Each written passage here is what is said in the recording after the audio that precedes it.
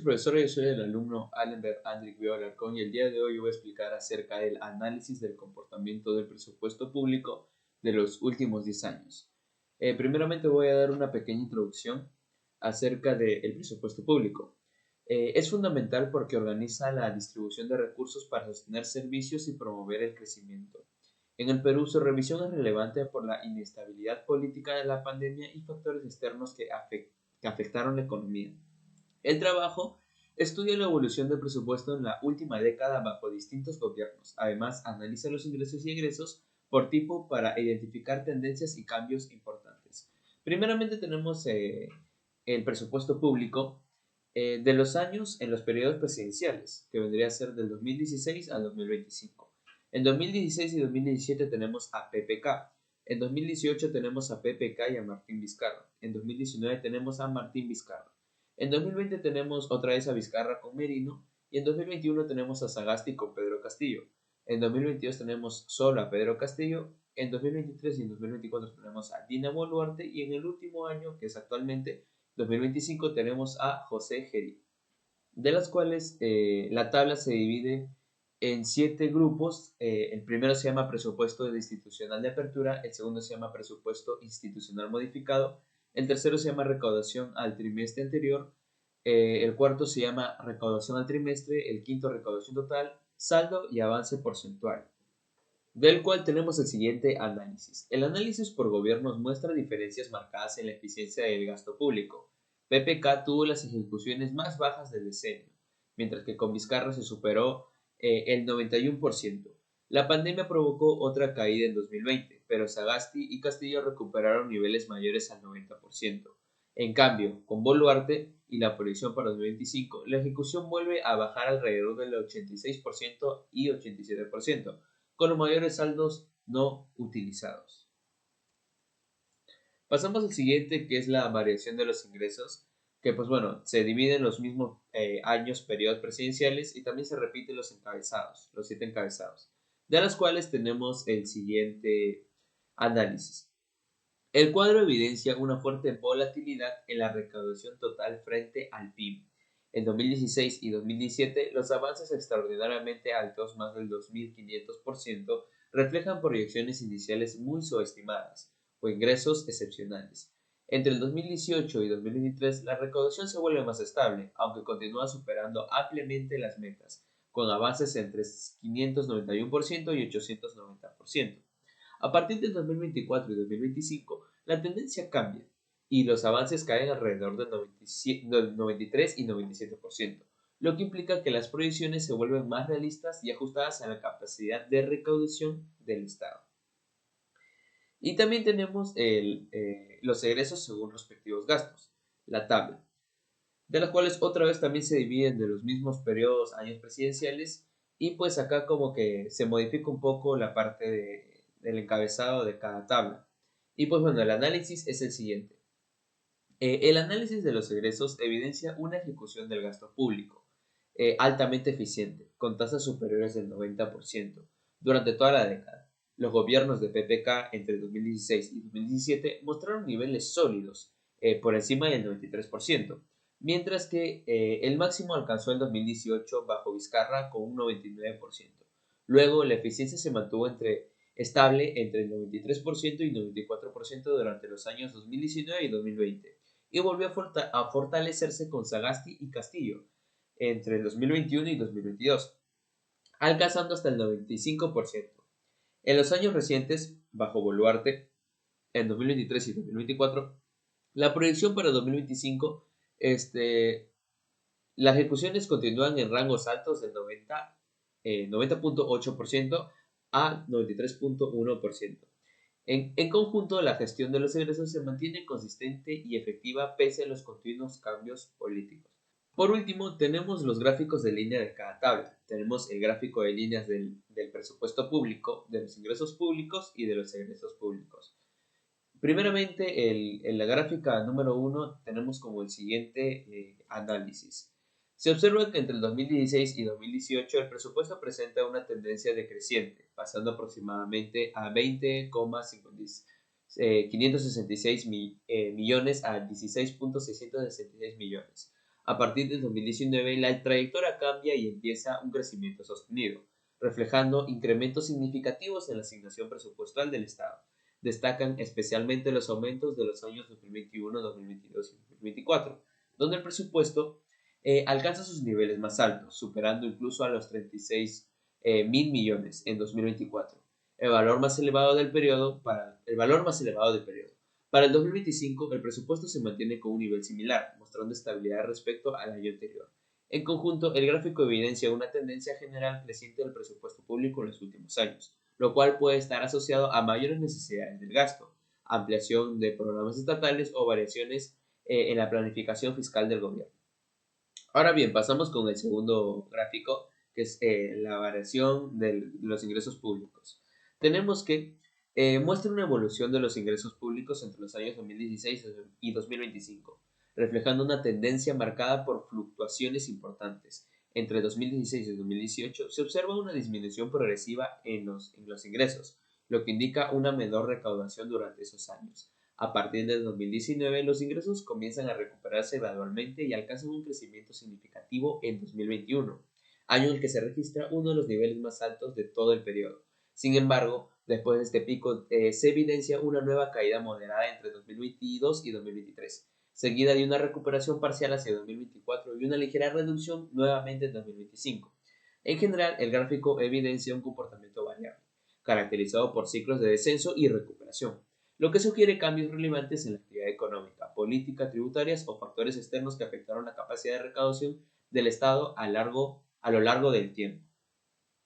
Y bien, pasando al último gráfico de regresos públicos, este muestra una evolución del nivel de egresos públicos entre los años 2016 y 2025, reflejando variaciones importantes en el gasto ejecutado por el Estado a lo largo del periodo. En los primeros años se observa un comportamiento relativamente estable, con ligeras fluctuaciones que mantienen los egresos a niveles moderados. A partir de 2020, el gasto comienza a incrementarse con mayor intensidad, lo que puede estar asociado a mayores necesidades presupuestales, ampliación de programas públicos o impactos económicos que exigieron un incremento en la ejecución del gasto. Este incremento se vuelve más evidente hacia los últimos años del periodo, especialmente en 2024 y 2025, cuando los egresos alcanzan sus valores más altos. Y pues bueno, esa ha sido toda mi explicación. Ahora se lo paso con mi siguiente compañero. Bueno, profesora, ahora yo le voy a hablar del punto B, que sería el análisis de políticas fiscales implementadas en los últimos 10 años. El primero sería del gobierno de Ollanta Humala, que se puede ver que ha sido desde 2011 hasta 2026. Políticas fiscales. Una de las medidas más relevantes fue la reducción del impuesto a la renta empresarial, que pasó del 30% al 28% durante los años 2015 y 2016. Este ajuste tuvo como objetivo principal incentivar la inversión privada mediante un alivio tributario que permitiera a las empresas disponer de mayores recursos para reinvertir en operaciones, ampliar su capacidad productiva o mejorar su competitividad. Asimismo, el gobierno aplicó una estrategia de inversión pública de carácter contracíclico. Esta consistió en incrementar el gasto en proyectos de infraestructura como transportes, saneamiento y obras regionales, con el fin de sostener el crecimiento económico en un contexto de desaceleración internacional. El aumento del gasto público buscó dinamizar la actividad económica, generar empleo y fortalecer la demanda interna. También vendría a haber un impacto económico, que sería que estas políticas lograron generar un estímulo moderado al crecimiento económico. Sin embargo, sus efectos se vieron parcialmente limitados por la desaceleración global, que redujo el ritmo del comercio internacional y afectó el dinamismo de varios sectores productivos del país. Impacto en Bacchus.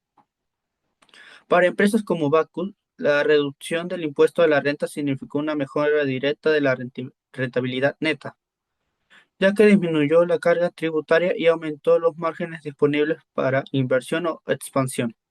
Además, el incremento de la inversión pública contribuyó a impulsar consumo interno. Al generarse más empleo y dinamizarse la economía, creció la demanda de productos de consumo masivo, entre ellos las bebidas, beneficiando así el desempeño comercial de la compañía. Ahora tenemos el gobierno de Pedro Pablo Kuczynski y de Martín Vizcarra, que fue de 2016 a 2020. Sus políticas fiscales fue que durante este periodo el gobierno impulsó una estrategia de reactivación económica centrada principalmente en el crecimiento del gasto público. Se destinaron mayores recursos a sectores clave como salud, educación e infraestructura, con el propósito de mejorar la calidad de los servicios públicos, reducir brechas sociales y dinamizar la actividad económica mediante la ejecución de obras y programas sociales. Y paralelamente se implementó una reforma tributaria orientada a ampliar la base fiscal. Esta reforma incluyó medidas para combatir la evasión y reducir los niveles de informalidad, como el fortalecimiento de la fiscalización, la modernización de los sistemas de control y la promoción de la formalización empresarial. El objetivo era incrementar los ingresos del Estado de manera sostenible y mejorar la eficiencia del sistema tributario. También aquí habría un impacto económico que gracias a estas políticas se observó una mejora progresiva en la recaudación tributaria, lo que permitió contar con mayores recursos fiscales para financiar programas y proyectos públicos.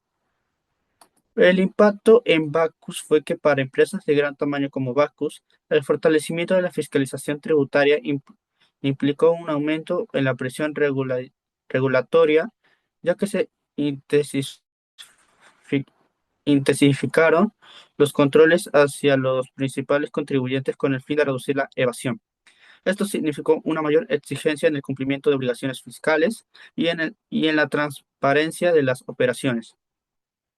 Por otro lado, el crecimiento del consumo interno, impulsado por el mayor gasto público y la mejora de la actividad económica, favoreció directamente las ventas de productos de consumo masivo, entre ellos las bebidas. Esto permitió que la empresa mantuviera un buen desempeño comercial pese al entorno de mayor control tributario.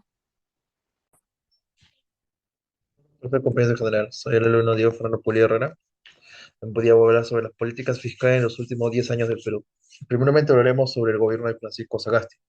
El gobierno de Francisco Sagasti implementó la primera política fiscal, el estímulo económico. El gobierno de Sagasti implementó medidas de estímulo fiscal para impulsar la economía y contrarrestar los efectos negativos de la pandemia de COVID-19. Estas medidas incluyen la implementación de programas de apoyo financiero a las empresas y a los sectores más afectados por la crisis. La segunda política que aplicó es el aumento de gasto público. Se destinaron recursos adicionales para fortalecer los sistemas de salud, apoyar la educación y promover la inversión en infraestructuras. El objetivo era generar empleo y mejorar la calidad de vida de la población. La tercera política es la reforma tributaria. Se llevaron a cabo los cambios en el sistema tributario para aumentar la recaudación y reducir la evasión fiscal. Esto incluyó la implementación de medidas para mejorar la fiscalización y la simplificación de los trámites tributarios.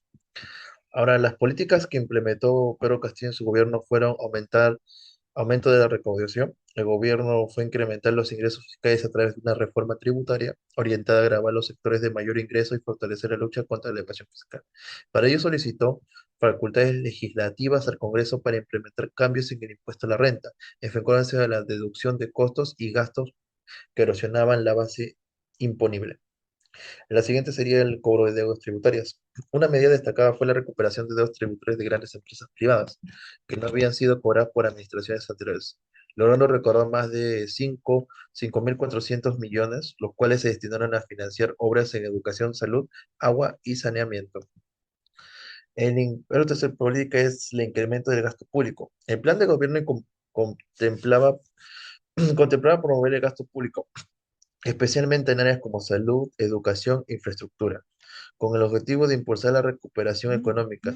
La incursión social se destinaron fondos específicos, por ejemplo, 1.950 millones para contrarrestar los efectos del alza mundial de precios.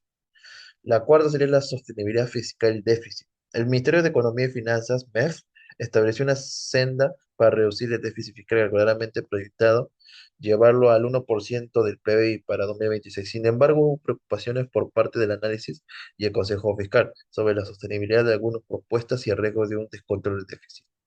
La quinta y la última serían la incertidumbre y confianza. Las políticas fiscales, junto con otros factores políticos, generaron cierta incertidumbre en los mercados y en el sector privado. Expertos señalaron que algunas propuestas tributarias podrían ser contraproducentes para las inversiones privadas, un motor clave de crecimiento económico.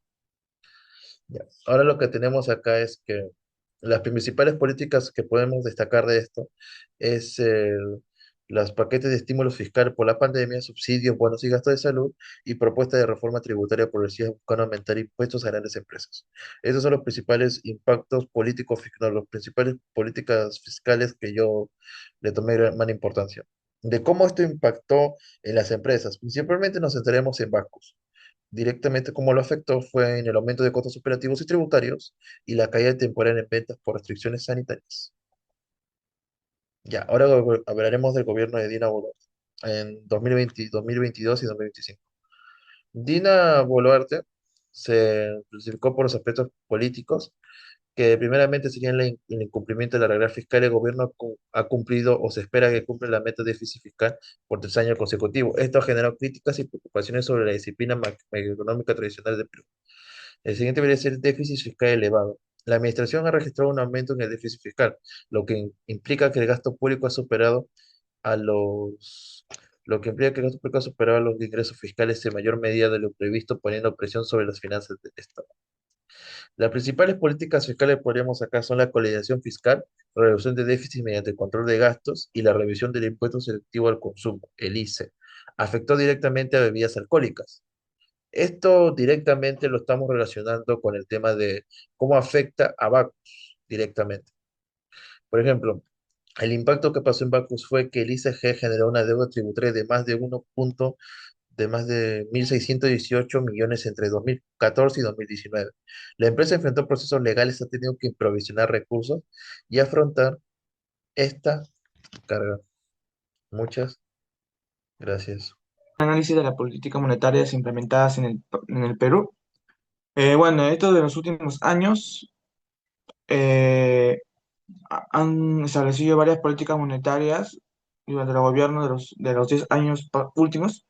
Tuvieron un gran impacto que lograron influir en la economía y llegando a afectar también a las empresas. Es por esto que estas leyes monetarias fueron implementadas por el Banco Central de Reservas del Perú. Cabe aclarar que el Banco Central de Reservas del Perú es una institución autónoma, de la cual es el mismo banco en la cual pone las leyes y es responsable de las políticas monetarias. Lo que hace que el gobierno es que puede, y lo que hace el gobierno es que puede influir en la vía fiscal como también en la política. El primer gobierno tenemos en Ollanta del 2015 al 2016. Bueno, la primera política implementada en ese gobierno fue el mantenimiento moderado de las tasas de referencia y bueno, esta política llega a consistir en que el Banco Central de Reservas del Perú mantuviera una política relativamente moderada dentro de este periodo, llegando a buscar sostener la demanda y el empleo en el contexto del menor crecimiento en las materias primas y bienes básicos.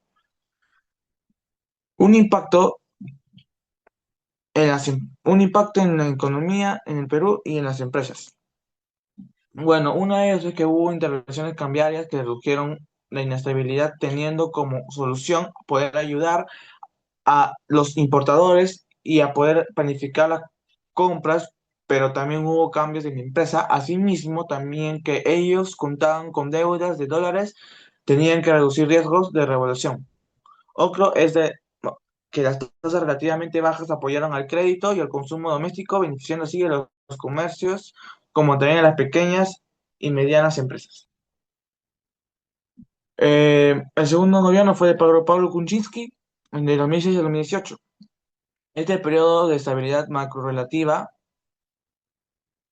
gracias al Banco Central de Reservas, mantuvo la orientación de inflación, obteniendo y monitoreándolo de la liquidez. No hubo una gran ruptura en la política monetaria durante el inicio del segundo mandato de gobierno, pero se mantuvo la flexibilidad cambiaria y el Banco Central de Reserva del Perú siguió interviniendo ocasionalmente para poder reducir la inestabilidad. Una de las dos políticas más importantes implementadas en este gobierno fue mantener la inflación objetivo y estabilidad macro. Bueno, esto implicó poder mantener las tasas en niveles congruentes con la meta del Banco Central de Reservas. Y la segunda política fue la intervención ilimitada en el mercado de divisas y con comunicación preventiva para poder mantener nerviosismos cambiarios en episodios puntuales. El impacto que ocasionó esto en la economía fue la confianza moderada que ayudó al mantenimiento del flujo de inversión extranjera y asimismo también las condiciones estables del mercado financiero.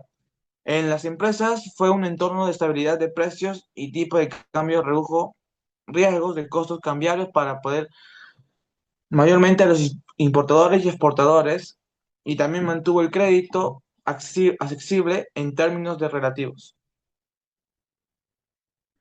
En el tercer gobierno tenemos a Martín Vizcarra del 2018 al 2020. Bueno, este gobierno continuó con una política acomodaticia, eh, haciendo que en el año 2019 se mostró un crecimiento menor a lo esperado.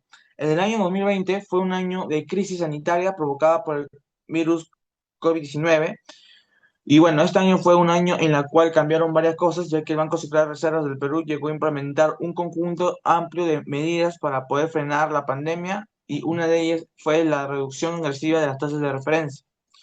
Una de las dos políticas más importantes de ese periodo fue que la reducción de la tasa de política y provisión extraordinaria de liquidez, que trata mayormente, que estaba enfocada en el recorte de tasas y operaciones a plazo para poder abaratar financiamiento y sostener el crédito.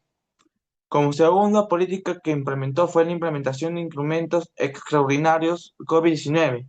Esto se basaba en líneas de liquidez a largo plazo, como también subastas de dólares y apoyo de programas como por ejemplo las coordinaciones del programa Reactiva Perú.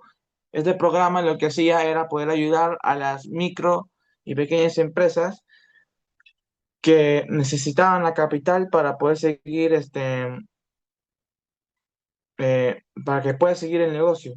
Y esto recibían gracias al Estado. El Estado se apoyaba con este tipo de programas para que su negocio se mantuviera firme o técnicamente un poco estable para que así no haga pérdidas ni quiebras. Un impacto en el país, bueno, en la economía, en este sector las medidas mitigaron el colapso del crédito. En cambio, en las empresas, la inyección de liquidez, las garantías lograron permitir que muchas empresas accedieran a crédito para capital de trabajo, reduciendo asimismo las quiebras masivas en el corto plazo. Pero gracias a ello, se elevó el stock de deuda empresarial. Esto para las empresas que, que, que exportaban, y bueno, la depreciación inicial del sol ayudó a que sean competitivos. El, El otro gobierno fue el de Manuel Merino y Francisco Sagasti entre el 2020 y el 2021. Mayormente, las medidas y las trayectorias en este periodo es que fue un periodo de gobierno de transición de periodo corto y marcado por la salida de la crisis sanitaria que azotaba al mundo. El Banco Central de Reserva del Perú mantuvo algunas medidas de apoyo tradicional y hubo una búsqueda de normalización gradual conforme a a una avanzada reapertura y y que hubiera señales de recuperación en el país. En sí, el foco fue poder mantener las convicciones de la recuperación sin presionar la expectativa de la inflación. Esto quiere decir que una de las políticas más importantes es mantener la disposición a provisión de liquidez y operaciones de mercado abierto. Esta política se dio para poder sostener el crédito mientras que se recuperaba la actividad en el país. La segunda política que implementó fue que el cuidado del anclaje de expectativas. Y bueno, esto mayormente se enfocaba en una comunicación clara para poder llegar a evitar un desanclaje inflacionario durante la reapertura. El impacto que sufrió fue que las empresas tuvieron mayor acceso al crédito, aún con condiciones favorables, como también una recuperación gradual de ventas para sectores en servicios y en el comercio. Como penúltimo gobierno tenemos al de Pedro Castillo.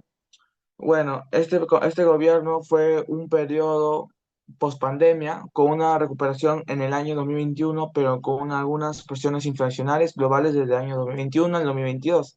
Asimismo, el Banco Central de Reservas comenzó a elevar las tasas de política desde niveles bajos para poder enfrentar presiones inflacionarias que llegaron a intensificar en el año 2022. También hubo una inestabilidad política que llegó a afectar las expectativas y el tipo de cambio de la moneda. Una de las políticas más importantes fue que con el comienzo de los siglos de normalización en endurecimiento monetario. Bueno, esto mayormente, esta política se enfocaba en las alzas de tasas de políticas en el 2022 para poder contener la inflación del país. Asimismo, la integración de divisas cuando fue necesario y el empleo de la comunicación para discutir expectativas en medio de incertidumbres políticas. El impacto en la economía fue que en el sector hubo un endurecimiento que pudo ayudar a moderar expectativas inflacionarias, pero elevó el costo financiero y presionó la inversión privada. Y en las empresas, este sector hubo un aumento del costo del crédito, es decir, menor interés por invertir, ya que empresas con deudas en moneda local soportaban mayores cargas financieras. Como también los sectores vulnerables, pequeñas y microempresas, se sintieron presentes por el costo, financiamiento y el crédito más caro. Y como último periodo tenemos el de Dina Boluarte. Medidas de trayectoria en este periodo fue que este periodo fue un ciclo de ajuste fuerte en el año 2022 con el 2023. Había mucha inflación afuera y presiones internas. Por ello, el Banco Central de la Reserva del Perú subió la tasa clave. Esta tasa tocó niveles altos en el año 2023, ya que los reportes dicen que el banco llegó a tasas más altas. Una de las políticas más importantes fue que el ciclo concretivo y posterior normalización de tasas. En esta política se hicieron subir. Buenas noches, Miss. Yo voy a hablar en ese caso, la por de hoy, las recomendaciones y las conclusiones del trabajo. Primera recomendación, ajuste gradual de precios.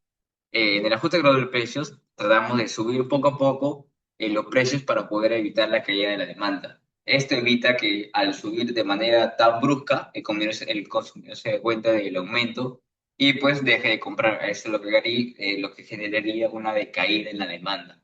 Por eso lo que buscamos es evitar y lo que nosotros más queremos es evitar que el consumidor perciba el aumento brusco. Así que aumentamos los precios poco a poco. Segunda opción, promociones para mantener el consumo, ofrecer 2x1, combos, descuentos y reducir bastante el impacto de de la baja poder adquisitivo.